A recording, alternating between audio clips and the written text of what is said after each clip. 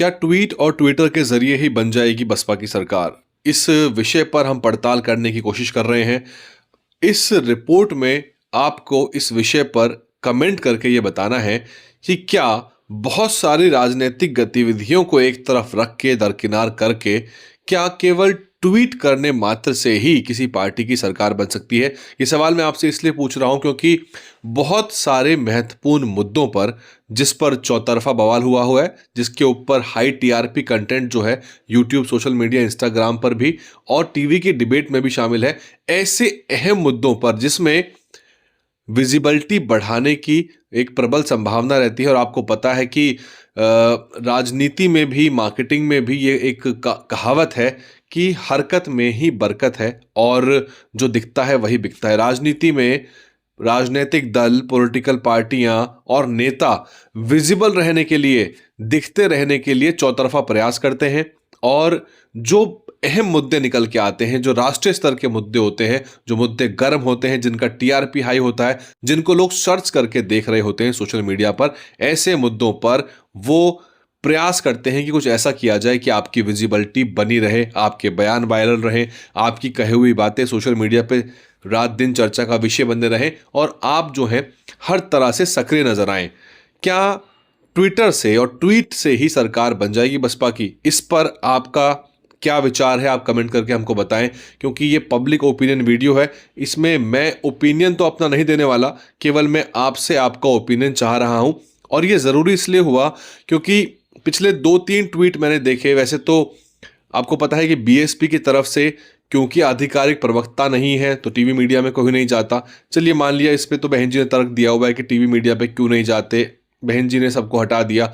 अच्छे प्रवक्ता निकल के आ गए थे बीएसपी के पास, मुस्लिम समाज के अच्छे प्रवक्ता थे और सीमा कुशवाहा जब पार्टी में आई थी तो उनको प्रवक्ता बनाया था। उसके अलावा बसपा के जो सांसद थे मलूक नागर, वो भी बहुत अच्छा दमखम रखते हैं। ये समझ लीजिए कि अगर मलूक नागर आज भी पार्टी के साथ होते, आजकल शायद वो बीजेपी की बात करते नजर आते हैं टीवी मीडिया पर, लेकिन जब वो बसपा की बात करते थे तो बहुत बढ़िया अपनी बातचीत रखते थे और बसपा का जो पक्ष है वो जनता तक बढ़िया जाता था। और क्योंकि वो पश्चिम यूपी की जो पश्चिम यूपी का जो पूरा इलाका है वहाँ से संबंध रखते हैं, गुर्जर समाज के नेता हैं, तो ये समझ लीजिए राजकुमार भाटी जो समाजवादी पार्टी के प्रवक्ता है, उनकी टक्कर के प्रवक्ता बसपा को मिल सकते थे, मिल गए थे, लेकिन बसपा ने उसको एक तरह से उसको भुनाया नहीं। और इसके अलावा गाजियाबाद के भी एक जाट समाज के नेता बसपा से जुड़े हुए थे, वो भी अच्छे प्रवक्ता थे, वो भी अच्छा बोलते थे और दमखम से अपनी बात रखते थे। तो ऐसे कई अहम लोग बसपा को मिले थे जो प्रवक्ता के रूप में गए थे, लेकिन वो क्यों रोल बैक हुआ? अगर उसमें कुछ टेम्पररी प्रॉब्लम थी तो बहन जी को उसको दोबारा बहाल करना चाहिए था। खैर, बहरहाल हम उस विषय पे नहीं जाते जो नहीं हो रहा, लेकिन सवाल ये है कि क्या ट्वीट की राजनीति काफ़ी है? और हालांकि इस कथन का यह अर्थ नहीं है कि बसपा अन्यथा सक्रिय नहीं है। क्या बसपा की ग्राउंड लेवल पे कोई गतिविधियां नहीं चल रही? इसका मतलब यह है कि क्या अहम मुद्दों पर, जिस पर बाइट आनी चाहिए, जिस पर प्रेस कॉन्फ्रेंस होनी चाहिए, या जिन दिनों पर, जिन विषयों पर, जिन महत्वपूर्ण पुण्यतिथियों पर, जयंतियों पर बड़े आयोजन और बड़े कार्यक्रम होने चाहिए, उस पर बसपा की तरफ से केवल एक ट्वीट आना ये नुकसानदेह है, चिंताजनक है और इसके दूरगामी नुकसान बसपा को झेलने पड़ सकते हैं। क्योंकि चुनावी साल तो आ ही गया है एक तरह से, 26 खत्म होते ही 27 में चुनाव होंगे और वैसे भी आप कह सकते हैं कि चुनाव अब सर पे है 2027 उत्तर प्रदेश का। और बीएसपी की पिछले 1-1.5 दशक में भारत के विभिन्न राज्यों में जो भी उपलब्धियां हुई हैं, कई राज्यों में विधायक आए हैं, अच्छी परफॉर्मेंस भी हुई है, कई राज्यों में विधायक आए भी, वो टिक नहीं पाए, वो चले गए।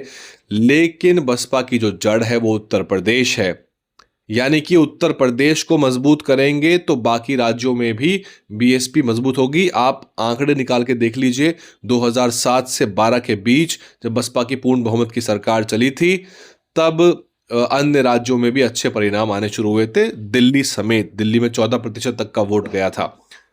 मैं इस रिपोर्ट को इसलिए लेकर आया हूं क्योंकि इन विषयों पर बात करनी होगी क्योंकि वही पुरानी राजनीति से वही पुराने आंकड़े आएंगे, वही पुराने रिजल्ट आएंगे, और अगर आप कुछ नया नहीं करेंगे तो नए आंकड़े निकल के नहीं आएंगे।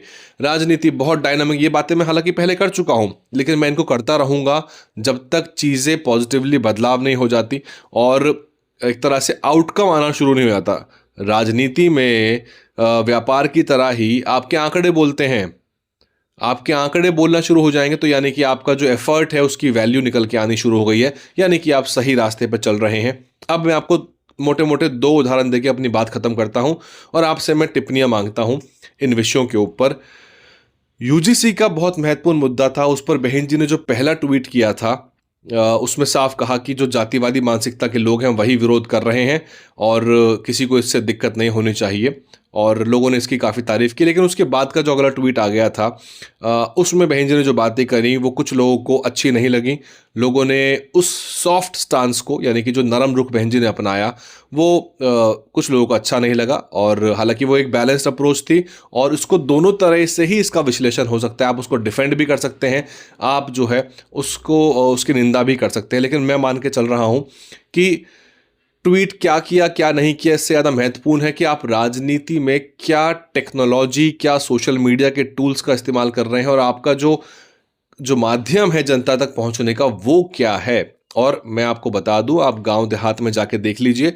अगर आप कहेंगे तो मैं खुद जाके पश्चिम यूपी के कुछ गांव में चेक करता हूं रैंडमली, मेरठ, बुलंदशहर, हापुड़, गढ़ और इन कुछ आसपास के ज़िलों में मैं चेक कर सकता हूं गांव में जाके कि कितने लोग ट्विटर पे सक्रिय हैं। मैं, क्योंकि फेसबुक एक आम सोशल मीडिया है जिसको सभी इस्तेमाल करते हैं, इंस्टाग्राम भी सभी लोग इस्तेमाल करते हैं, रील्स वायरल इंस्टाग्राम पे हो रही हैं, फेसबुक पे हो रही हैं, लेकिन ट्विटर जो है एक शॉर्ट फॉर्म टेक्स्ट का माध्यम है जिसमें अब वीडियो और फोटो की भी सुविधा आ गई है।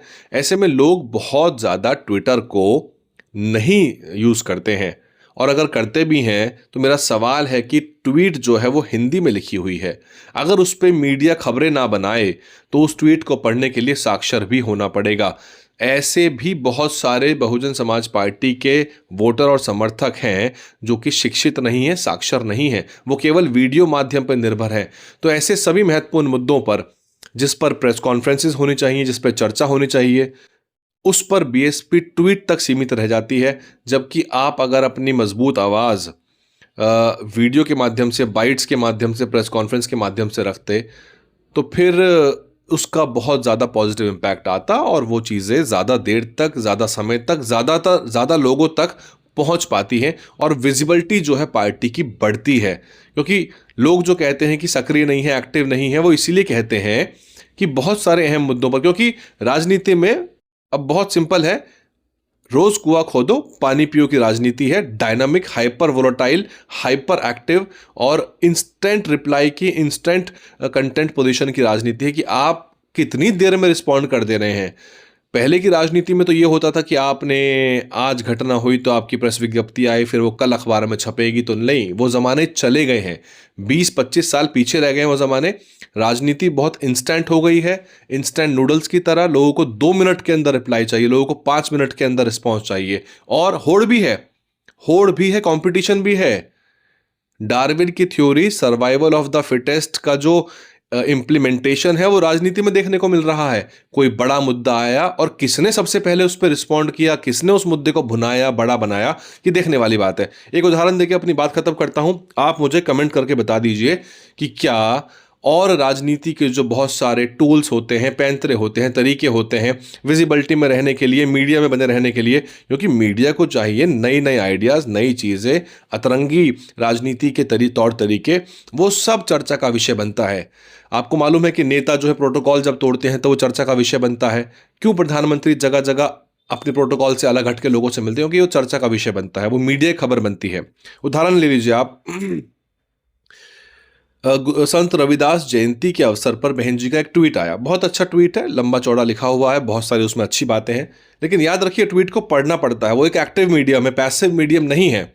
और जो लोग बिजी हैं, जो हमेशा रील सुनते रहते हैं, या जो लोग विश्लेषण सुनना पसंद करते हैं, वो विश्लेषण खुद ही उनके कानों में पड़ जाता है। तो ऐसे में अगर कोई प्रेस नोट की जगह अगर बहन जी की बाइट आती या किसी और नेता की बाइट आती, और बहन जी को ऑथोराइज करना चाहिए, आपको डिसेंट्रलाइज करना ही पड़ेगा।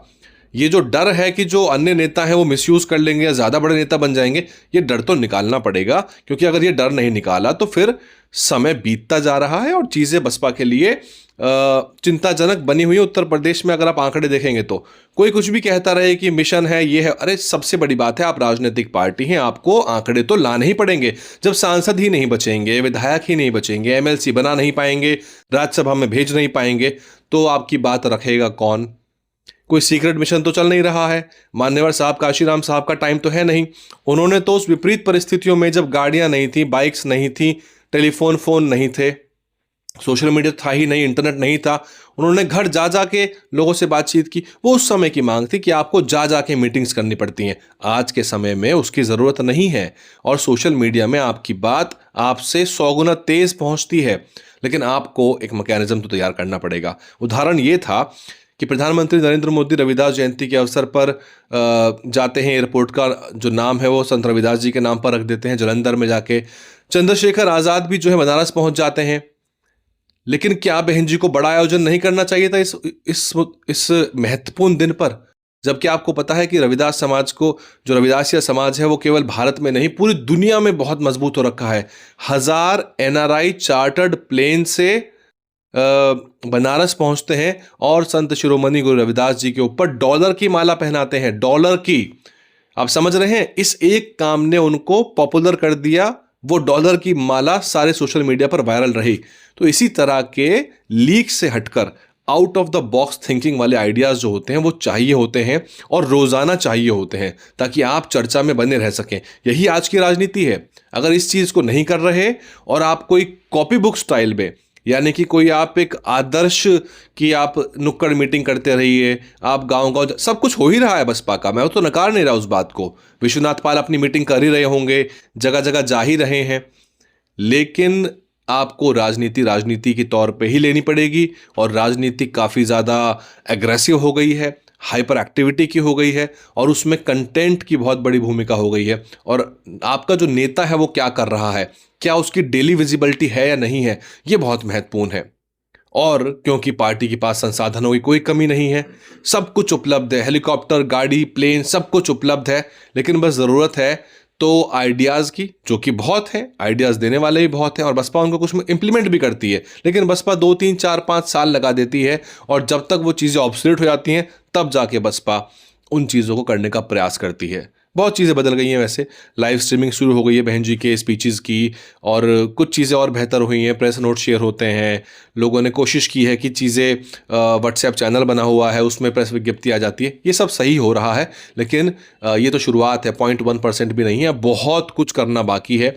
और बहन जी अगर ट्वीट में ये डिमांड रख देती कि दिल्ली के रविदास मंदिर को, तुगलकाबाद के रविदास मंदिर को जो तोड़ा था डीडीए ने, उसको पुराने स्वरूप में वापस करिए, उसको उतनी ही एकड़ भूमि दीजिए, क्योंकि उसको 400 गज की ज़मीन मिली है सुप्रीम कोर्ट के आदेश के अनुसार। तो बहन जी रखती की मांग कि उसको वही जो पुराना एकड़ों में फैला हुआ चमार वाला जोहड़ था उसको दोबारा स्थापित करिए और वहाँ पे भव्य रविदास मंदिर बनाइए। इस तरह की मांग रख देती बहन जी तो बहुत बड़ा दबाव पड़ता। उम्मीद है आपको मेरी बात समझ में आई होगी। और आपने जो कमेंट किया है, पब्लिक ओपिनियन जो इसमें आया है, क्योंकि जो लोग क्लिक करेंगे वो मुझे सुनने की जगह कमेंट पढ़ने के लिए इस वीडियो क्लिक करेंगे, और आपकी जो कमेंट है वो बहुत वैल्यूएबल है। आप कमेंट करके बताइए कि इन सब विषयों पर आप क्या सोचते हैं, कि क्या केवल ट्वीट से सरकार बन जाएगी, क्योंकि इसके अलावा सोशल मीडिया पर बसपा की और ज़्यादा गतिविधियां नज़र नहीं आ रही।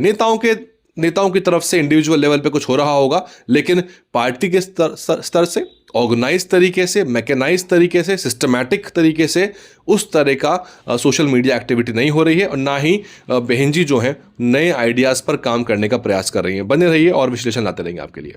DNN हिंदी को सब्सक्राइब करने के लिए दबाएं लाल रंग का सब्सक्राइब बटन और घंटी का बटन दबाकर ऑल नोटिफिकेशन पर क्लिक करें।